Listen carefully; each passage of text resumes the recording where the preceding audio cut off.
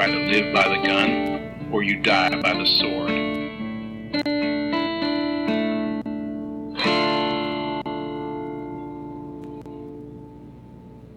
Welcome to the Good, the Bad, and the Weird MicroViews. I'm Nicho. And I'm Chris. And today we are going to France yet again for another animated movie after not having touched one since like our third month of doing this podcast. Yes, I'm not gonna lie. French animation does hold a special place in my heart, so if I get a chance to talk about it, I will take it. So I picked April and the Extraordinary World. Yes. And so, for those who are unfamiliar, April in the Extraordinary World is a 2015 animated film about a young scientist searching for her parents in an alternative history France where Napoleon V reigns and steam controls everything. Yes, it is delightfully steampunky. The art style is very interesting and unique. The story is fun, but also a little tiny bit like fun, thought-provoking with the alternate history version of stuff. Not too serious, but also still a good watch. Yeah, it's got quite a bit going for it. And heads up, we are going to be butchering a lot of French names today, so... Oh, there's going to be so much. Because you watched this in English, and I did. Watched it in the original French. I've seen this movie a couple times now. When it first came out, it was, I think, free on Netflix, and so I watched it originally in English, and then loved it so much I watched it again, watched it in French while I was on a bit of a binge, watching a lot of the animated films that I enjoy that happen to also be French. Watched all of those in French. So I watched it again in French, and then for a review on this one, I did watch it again in English with the English voice acting. Did you watch them with some baguettes and some red wine? I wish I had, but alas, no. Yeah, so April in the Extraordinary World. It's directed by Christian Desmarais and Frank Akinci. Sure. Screenplay by Akinci, Benjamin Legend, based on the original idea by Legrand. Yes. And originally, the original graphic created by Jacques Tardy. It stars Marion Cotillard, Marc-André Grodin, Philippe Catherine, and Bolie Lanneuse. And these are all the French voices. I didn't even look up the English. So there is a little bit of discrepancy between English and French voice acting. Mm-hmm. They do have a different cast with a very small selection of people who come back and forth. There is a little bit of debate on whether or not the English version is fully done by Angelina Galuppo. She's best known for her voice acting in like Winx Club, Assassin's Creed, bunch of other like quick TV show bits. It sounds like more like she filled in some lines because Marion Cotillard speaks English just fine. She's in Big Fish, she's in Inception, she's in Taxi. So what I understand is that she did do her own part in both English and French. Okay. And where they needed a few lines filled back in, Angelina stepped in. But I couldn't find anything confirming that, so... Yeah, no, there's weirdly not a lot on this movie outside of the DVD. No, there's not, and part of that is because Christian Desmarais... This is his only directing role as far as I can tell. Yeah, Desmarais and Akinci. Yes. They later directed a TV miniseries called CO2, but Akinci is mostly a producer, and Cotillard more works in the animation department, previously being an animator on Persepolis. Yes. Which was brought up when we were guest hosts on the SB Film Viewers episode on The Voices, so go check that out if you get a chance. Definitely. But yeah, as writers, Akinci has done quite a bit I'm not familiar with. Tardy has only done this in another movie called The Extraordinary Adventures of André Blacksec. Yeah. And yeah, I'm not familiar with his comics either. Yeah, not entirely sure. I know Jacques Tardy, who the art style is definitely based off of, famous cartoonist and graphic novelist. I did find a little bit of a few quotes with him. He's a little bit more publicly spoken. Mm-hmm. And he says that while the movie is definitely based off of his art style, there's no questions there. He does not claim that he had any role in actually writing or helping with the movie. He just says that they liked his art style and went with it. Mm-hmm. Which makes sense, and, like, he seems chill with it. He's, as far as I can tell, a fairly laid-back guy as far as his cartoons go. They're well-known. He's very well, like, awarded for them. I'm somewhat familiar with Andrea Blanc-Sec, who I think he has, like, 2 separate graphic novels on her. Okay. Another, like, extraordinary adventure sort of styling. Okay. But as far as, like, actually, like, what this originally sprang from, they just were like, yeah, we felt like it. Yeah, that's kind of what it seems like. Well, I mean, it's also fitting too.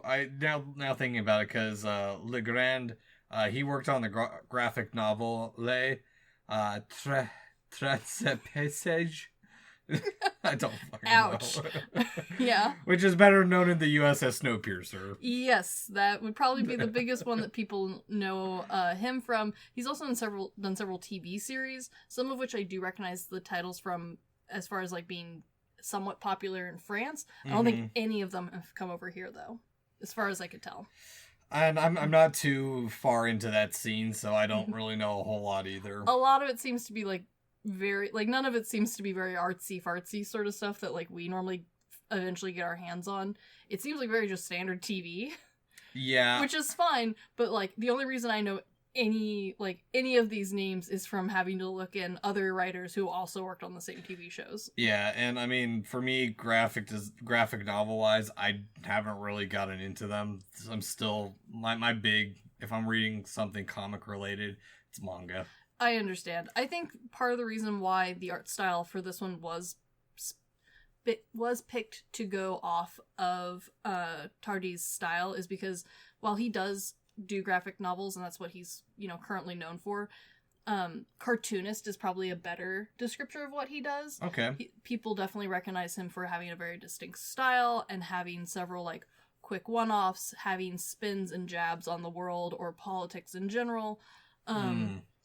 And so I can totally see why someone could say, like, I was inspired by this person's art and styling. And a few of his works, from what I can tell, he's also dabbled in alternate futures and alternate histories. It's French. This movie is very French. It is. I mean... So, like, I can definitely see how the parallels made their way there. It's just missing the frog legs. Yes. In fact, this one's so French it has 2 Eiffel Towers. Yes. But when it comes to the cast, as you mentioned, Cotillard, who voices Avriel, or we call it's April in the U.S., but in the French version, it's Avriel. Yeah.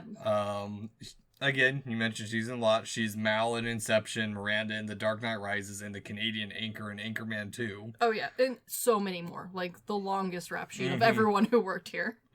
Grondin is in quite a bit, too, that I'm not familiar with, but he's in movies that I'm aware of called The Goon. As well, I didn't realize there was a remake of The Man Who Laughs, which is the old German movie from the, it might be 1918.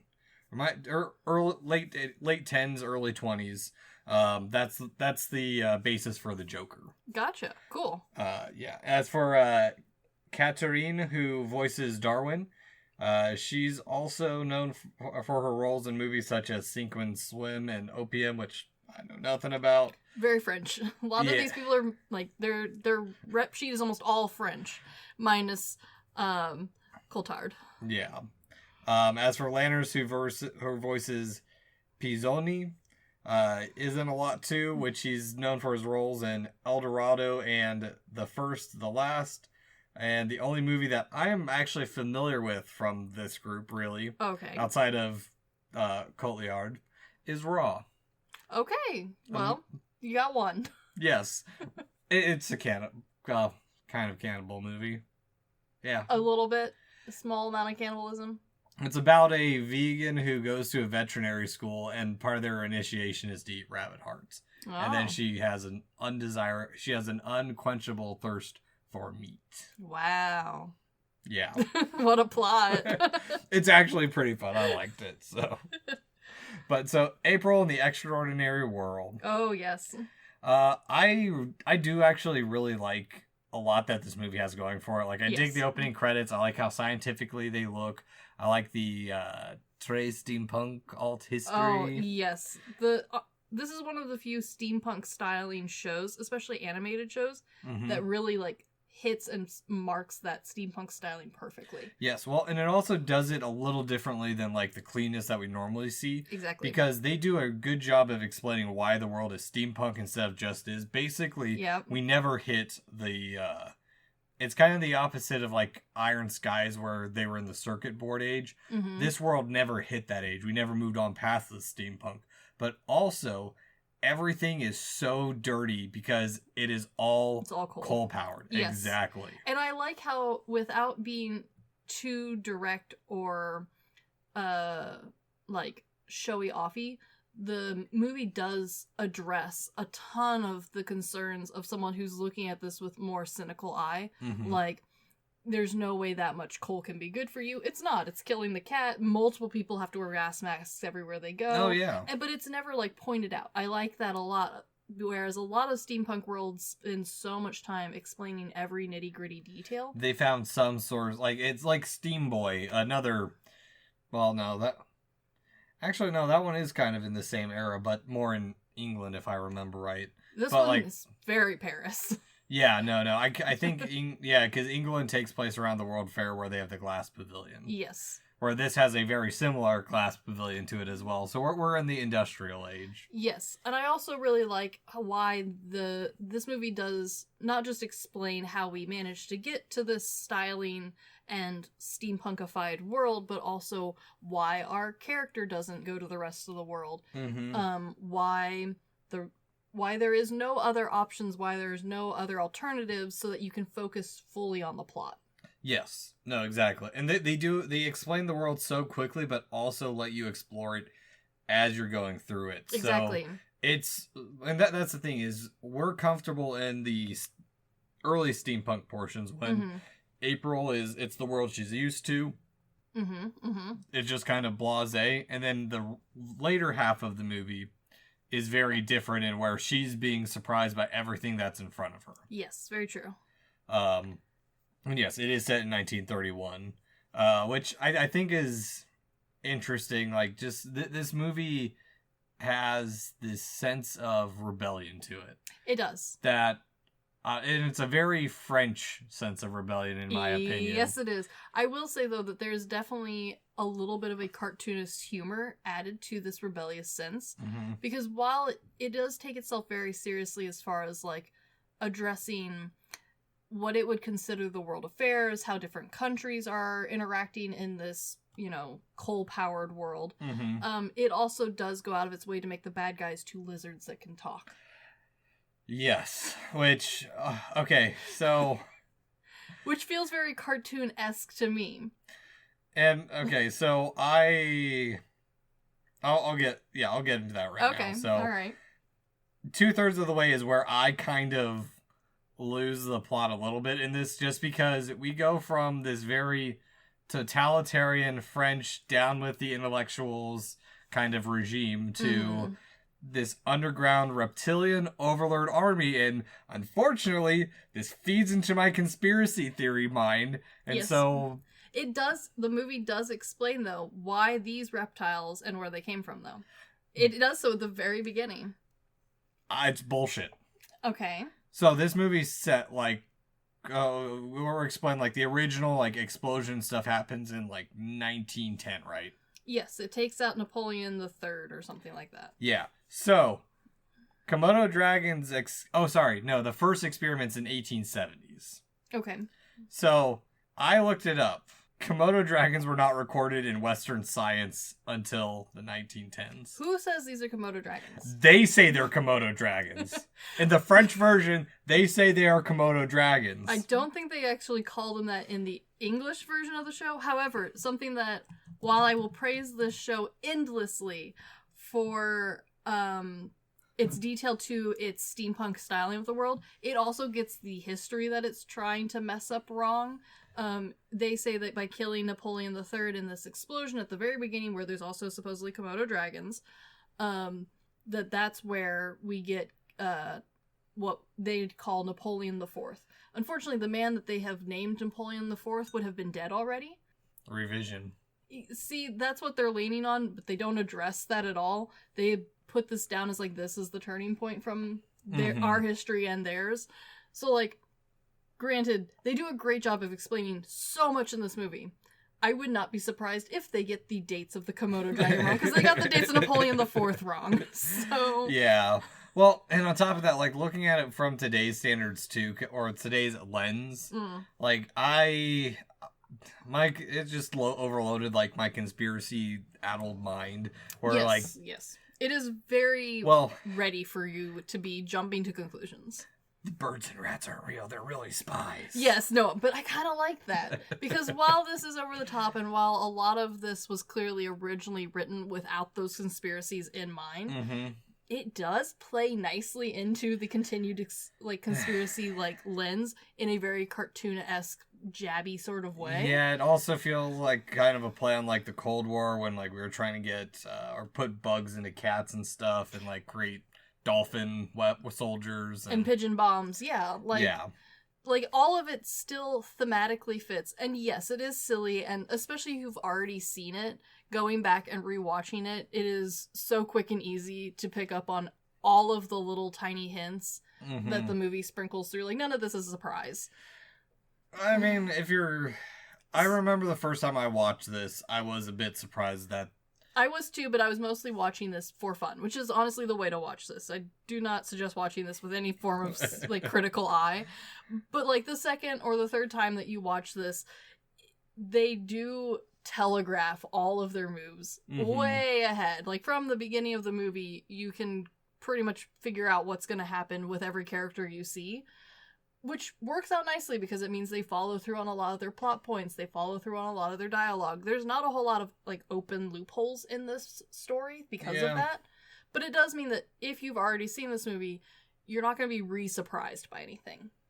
No, not really. I mean, well, I think it's good to rewatch. I think it is at least good in that aspect because you start picking up on a bunch of other little things around it, like there's inns everywhere, like V for Vendetta, over the top, like it just...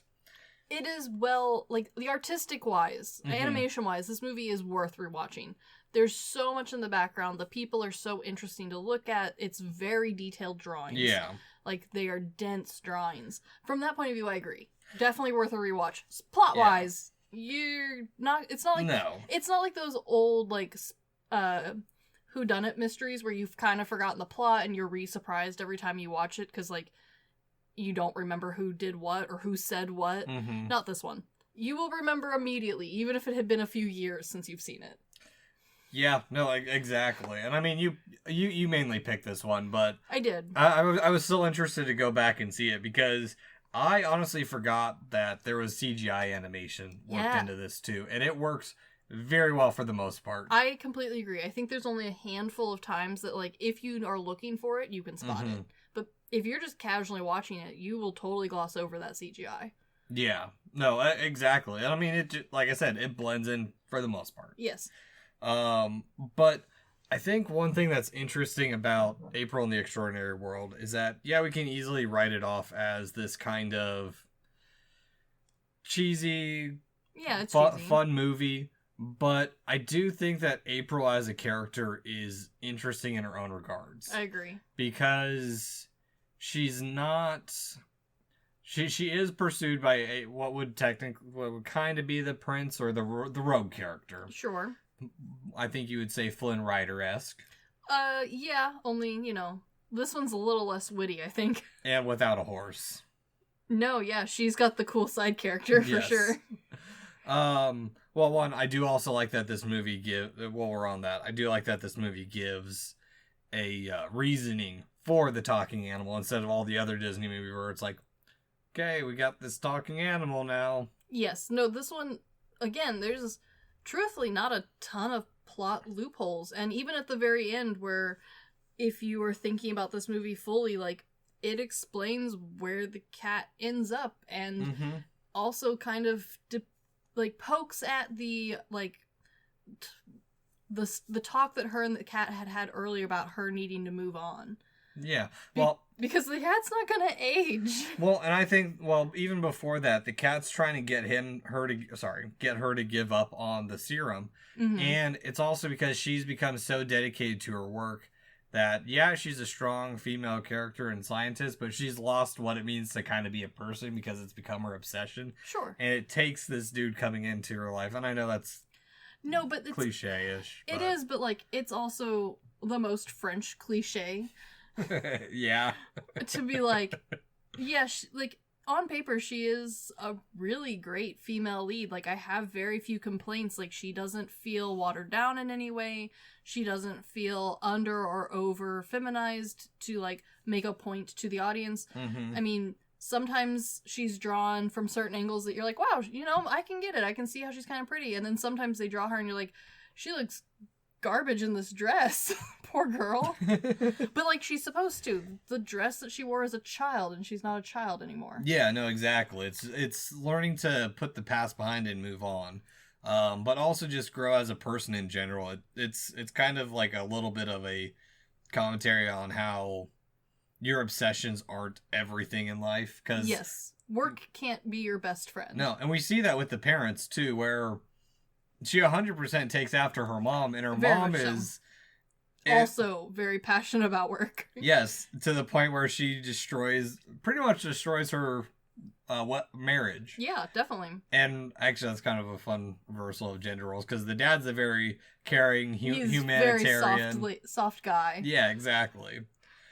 But, yeah, there's just, like you said, it's a layered movie, because even towards the end, when we do find out where we do eventually get the serum, and I do like how the Komodo dragon's like, oh, you have betrayed me. Oh, no. Yes, it is. I mean, the whole movie is cheesy, but it's done so in such a fun way. It's a weird steampunk attempt to, like, make their own version of what would be the atomic bomb on steroids. Yeah, but with plants. Yeah, I don't know. It just...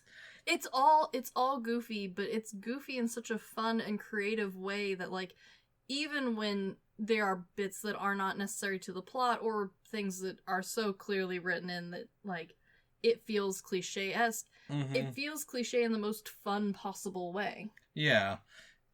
Well, yeah and no, because, like, I do get a little bit annoyed with this movie. And like I said, about 2/3 of the way through when we finally are introduced to the whole underground reptilian overlord. Yeah. And just where, like, there's a massive jungle underneath Paris. I do like how they have painstakingly gone to the effort of drawing caricatures of famous scientists from around this era. Oh, that's putting them in the background places. Well, no, that's we do need to bring that up because that's part of the plot is they kidnapped all the scientists. So actually, this is even more of a commentary on how Americans brought the scientists over from Europe.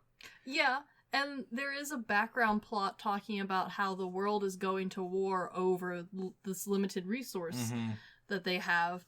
And then I love how the movie came out in 2015 and does no effort to try to be Ferngully-esque in making a statement for the audience to follow through on. Yeah, it's no Pompoko. It is no Pompoko. It is no Ferngully. To the point where when it ends in the same mindset that the time period ended with the thought that oil was a clean, renewable energy. Which we now know is complete bullshit. Yeah. But I appreciate that in this movie. Like, this movie, like, yes, I would say impact-wise, Pompoko and Ferngully made a more lasting impact. They definitely struck people stronger. They have created a special type of movie to watch. I think Pompoko, not, at least in the West, not for the reasons they were wanting. No, but I think as people have gotten more and more familiar with Japanese cinema, I think a lot of the giggling around Pompoko has ended. Especially as most of us who grew up watching it have kind of like, yeah, we'll still giggle because it's hilarious. Fucking raccoon dogs knocking around people with their giant ass ball sacks. And using them to parachute from the sky. Exactly. Yeah, no, it's still funny, don't get me wrong. But I think a lot of us no longer just watch it because it was tee-hee ballsack funny. I didn't watch it till I was an adult, so... I think a lot of us have reached that point where we're either watching it as adults, or, like, if we are introducing it to a younger audience, we're introducing it with a less like, hey, you want to see some balls, like what we did when we were kids. Like, I watched it originally because a friend had a friend burn a copy for her, and we stole it from her older sister. Like, we watched it fully wanting to laugh and giggle at a ridiculousness, but it stuck with us because it made a call to action, whereas I kind of appreciate that April doesn't. Yeah, and April does kind of the opposite of the commentary, because we do find out that the ultimate serum doesn't last on humans, but it does last on animals, which is... And plants. Which is kind of a interesting way about, like, the use of good or evil for the science, but also that humanity is a temporary blip on this life. Sure. Or on this planet. Like, everyone keeps bringing up, if humanity ends today, the world's gonna go on. Oh, for sure. Yeah. I think, though, that, like, one of the things that while I don't think April is going to make the lasting impact that a lot of the call to action humanitarian movies do. Mm-hmm. Partially because it doesn't have a call to action. But I like that about it. And the reason why I don't think it will stand out, but I still think it is worth the time and effort of enjoying this movie.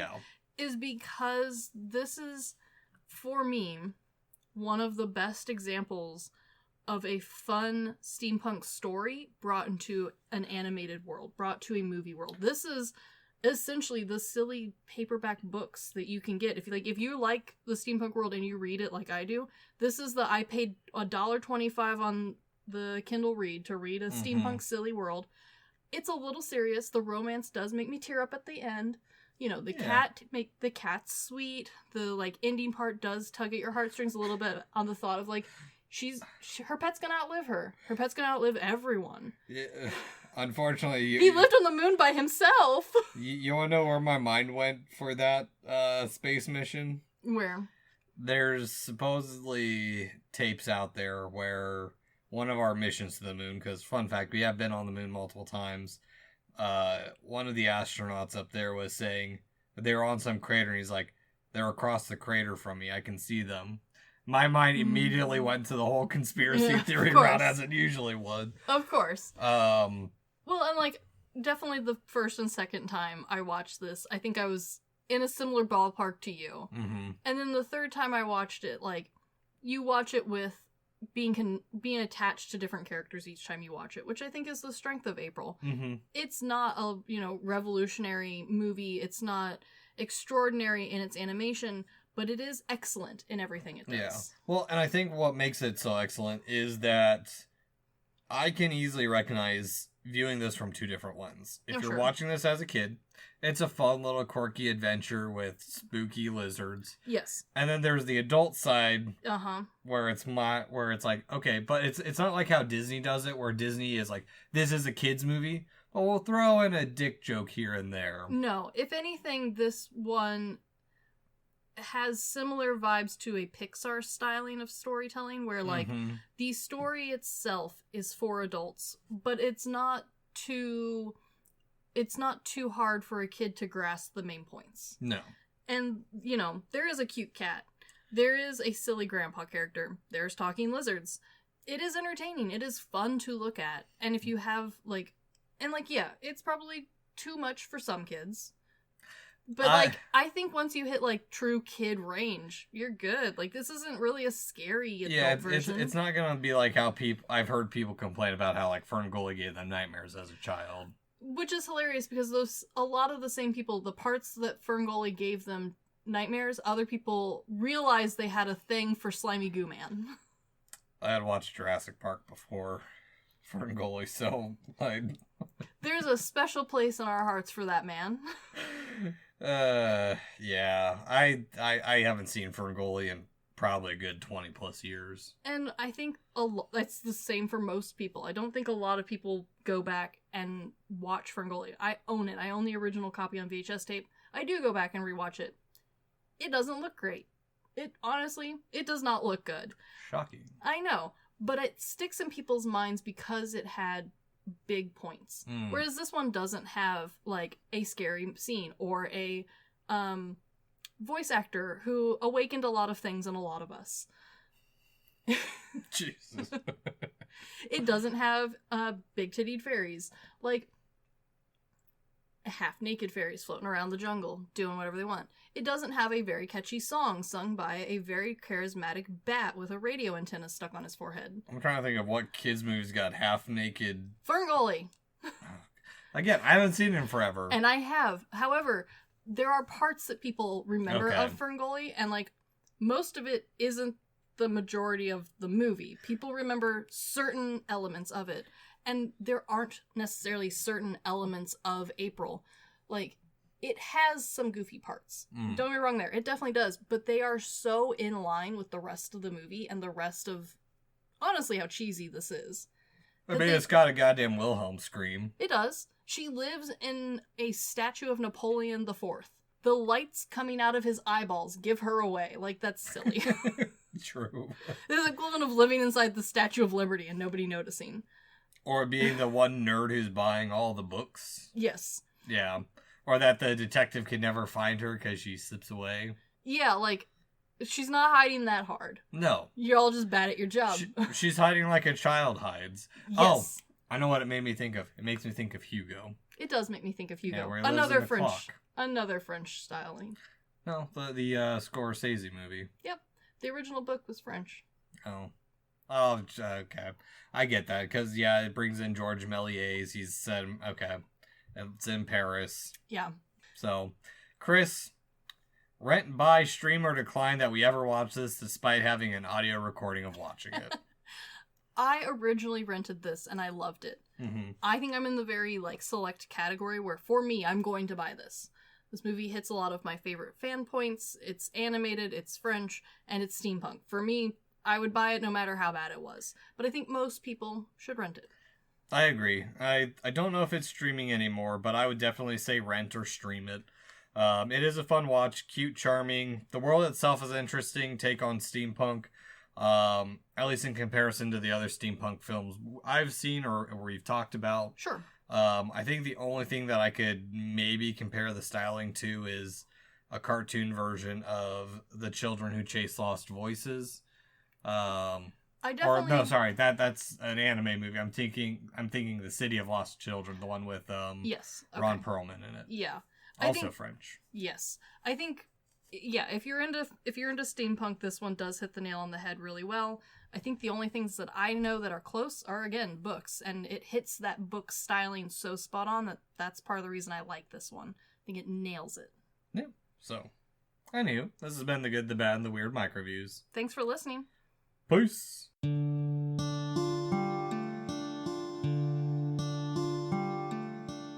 Thank you for stopping by this here town of the good, the bad, and the weird. We appreciate your listenership, and if you want more of our takes in your life, feel free to check us out on social media at The Good, the Bad, and the Weird Podcast, or TGTBTW for short. As well, if we missed a fact, your favorite part of a movie, or just have a suggestion and want to reach out and say howdy, feel free to email us at tgtbtwpodcast@gmail.com. And feel free to join our Discord at The Good, the Bad, and the Weird Podcast, where we talk about movies, just share random banter here and there. And always, check out our podcasters, streamers, or any other content creator we shout out in our episodes. We really appreciate it. And as always, thank you for listening. Peace.